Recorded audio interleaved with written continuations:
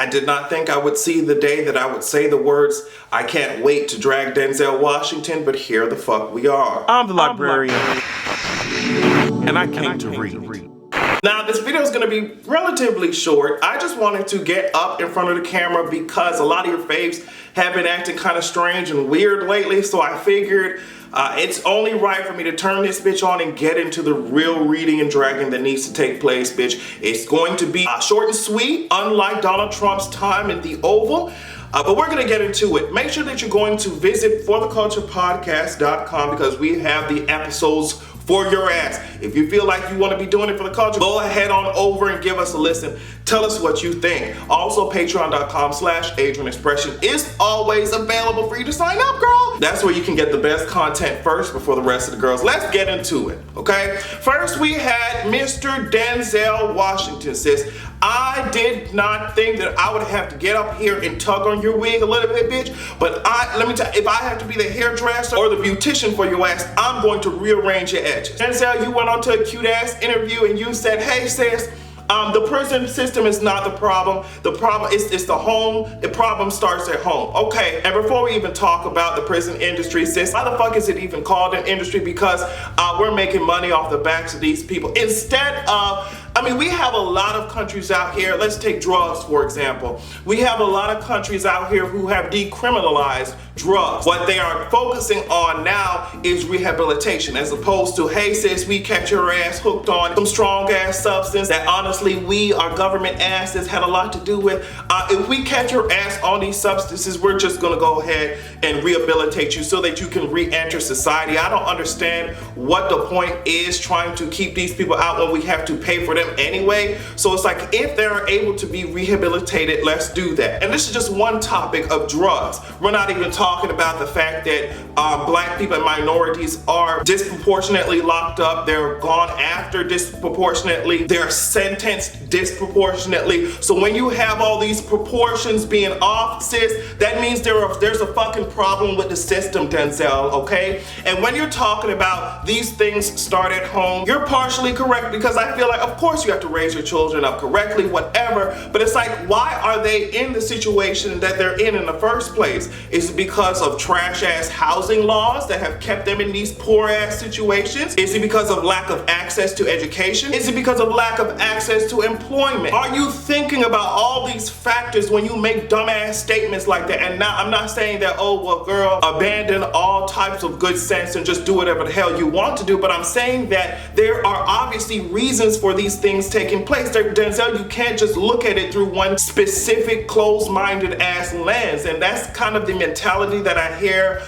in my family. A lot of older people saying it's just like, it gives me slave mentality type of tease. I'm hoping that we can dive deeper into some of these issues and realize that there are sociological trends that are keeping some of this bullshit alive, especially when it comes to fucking white supremacy. I mean, for something as simple as stopping and frisking when you hoes need to be checking out all the cocaine snorting ass motherfuckers in Wall Street, it's just like, come on now, sis. Like, minorities are not the only groups in this motherfucking country with drug or crime problems. Let's not get it. Just because y'all write the laws and write the loopholes in the laws so y'all be able to commit the crimes that y'all can commit, don't mean that minorities are just these groups of people who are incapable of anything, who are incapable of integrating with society, sis. Y'all are empowered so y'all can move the finish line to wherever the hell y'all want to. Y'all change the rules all the goddamn time, and you create ones that are detrimental to whole communities. So Denzel, I really want you to do some research before you open up your goddamn mouth. Now, somebody else who I want to do research is B.o.B. Now, the rapper has already been problematic with his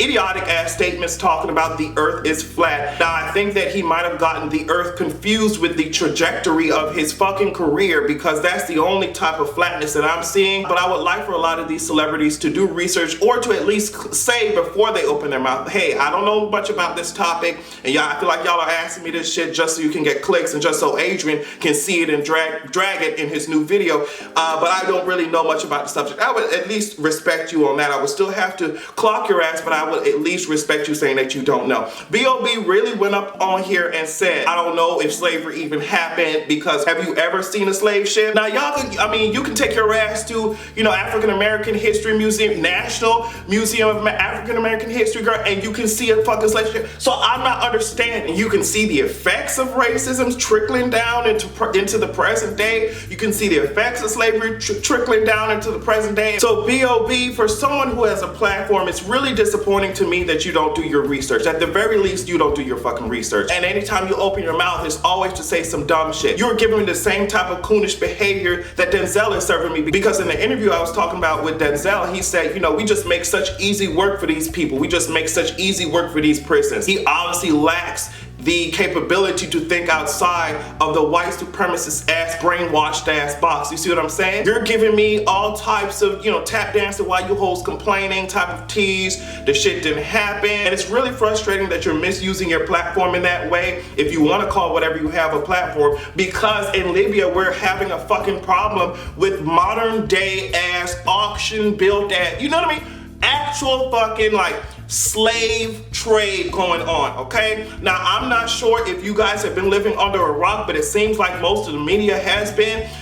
Libya has been having a problem with immigration. They have an influx of people coming in because they want to go ahead and make their way to Europe. So once people start seeing this shit happening, then we have the Coast Guard of Libya cracking down on these people coming into the country. And because of that, we have smugglers who are out here literally taking these people. They're trying to seek a different life in, you know, a different continent. You have all these people in this country, and these smugglers are taking these people out, putting them on the slave market and selling them for as low as 400 fucking US dollars. It is very disappointing to see all these people go up and change their profile pictures and shit and talk so much about other issues that I guess only affect our side of the globe. But it's like, girl, this issue is worldwide, and I think a lot of times we forget that. This issue of just taking complete advantage of those who are not as fortunate, it's as old as time. The devaluing and the degradation of the black body, this issue is as old as time, and I'm getting so fucking exhausted,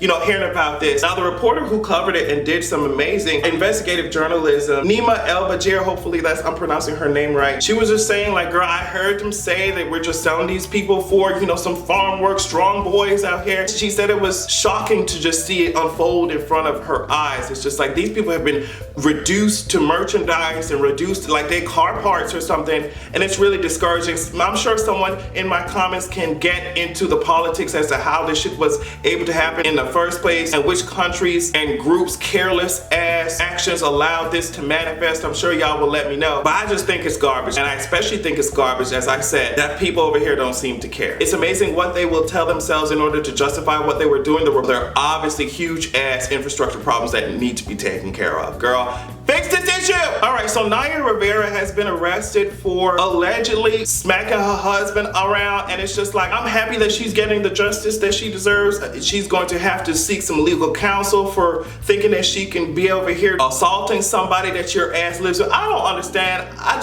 It's so frustrating to me to think that some people get married and you think you in love and shit like that only to be fucking abused. I didn't leave my motherfucking own place to come live with your ass and be married with your ass for you to fucking abuse my ass. I'm not here for that shit, okay? And a lot of people weren't, so I'm happy that she's getting talked about and she might face some consequences, because I know there are men out there who are in that situation or who have been in that situation and have been too afraid to speak out because of how taboo it might look for you as a man to be speaking, to be talking about the fact that your wife or significant other is hitting you upside the head and it's causing you trauma and damage. So I'm glad that we're talking about this, but what I'm unhappy with is the amount of men on Twitter who are using this instance as a way to detract from the real stories of women who are at a huge risk in this country when it comes to domestic violence. A lot of y'all are just like, well, where is the outrage? Y'all were mad at Chris Brown. And it's like, are you going to be focused on the real and very dangerous issue of domestic violence, or are you going to be focused on trying to erase the stories of victims? Like, what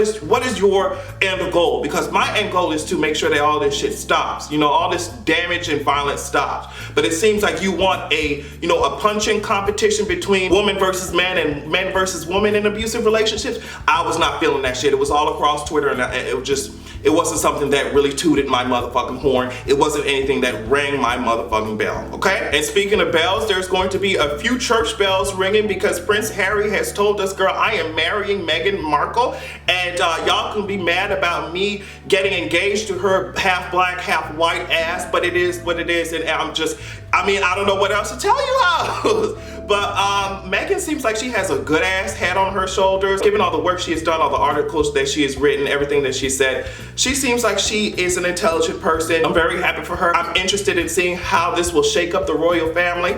Also, I wanted to talk quickly about Dan Rule. I'm not understanding why on Twitter, the guy who was like, Dan, the man, you remember that shit? I don't know, Dan Rule, look his ass up. A lot of people on Twitter, I don't know, suddenly y'all made the discovery that his ass was white.